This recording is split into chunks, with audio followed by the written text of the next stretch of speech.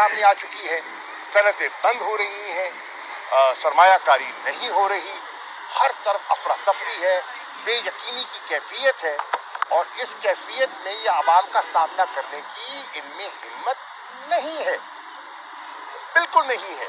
और कौम देख रही है कि किस तरह ये लोगों की नजरों में गिरते चले जा रहे हैं। कब तक भागोगे, कब तक लोगों का सामना करने से घबराओगे? ये है आज जो कौम ने फैसला करना है। अब इस पे ये हमारे सामने ये फैसला आया है, हम इस पर मशावरत भी कर रहे हैं, तबादला ख्याल भी कर रहे हैं, और इंशाअल्लाह अपने लाहे अमल के मुताबिक आगे भी बढ़ेंगे। शुक्रिया। अच्छा शाह जी, ये बताइएगा होने चाहिए वो उसका सिलसिला शुरू हो गया, तो इतराज किस बात का? नहीं, सिलेक्शन तो नहीं हो सकती ना। आपने कबूल किए, हमने पेश किए, आप कबूल कर लें, सारे कबूल कर लें।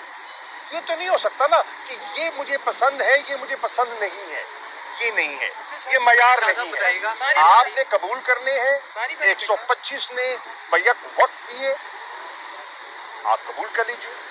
अगर डी नोटिफाई करना है, आप सबको डी नोटिफाई कर दें और इलेक्शन कॉल कर दें। हम तो चाह रहे हैं कि अगर खैबर पख्तूनख्वा में इलेक्शन होना है, अगर पंजाब में इलेक्शन होना है, और 125 सीटें ये भी हैं, इन पे भी इलेक्शन करवा लें, कौन फैसला कर लेगी। शाह साहब ये बताइएगा,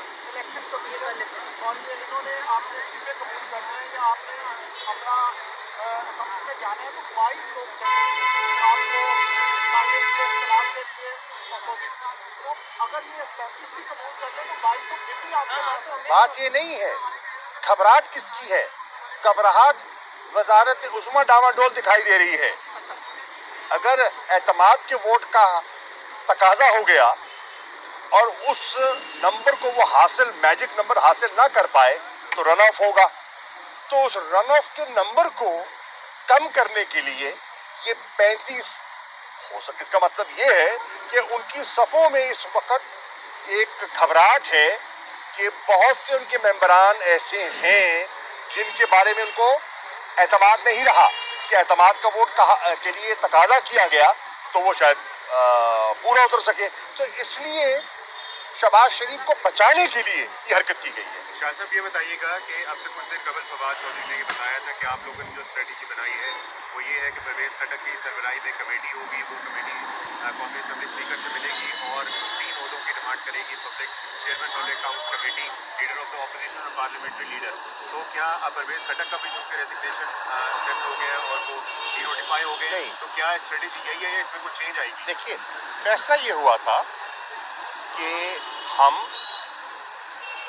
जो मौजूदा कायदे हिज़्ब इख्तिलाफ हैं वो तो उनके अपने हैं ना, वो तो जैसे शेख रशीद कहते हैं जेब की घड़ी और हाथ की छड़ी है। तो हमने कहा कि वो अपना किरदार जो कायदे हिज़्ब इख्तिलाफ का होना चाहिए वो अदा नहीं कर पा रहे।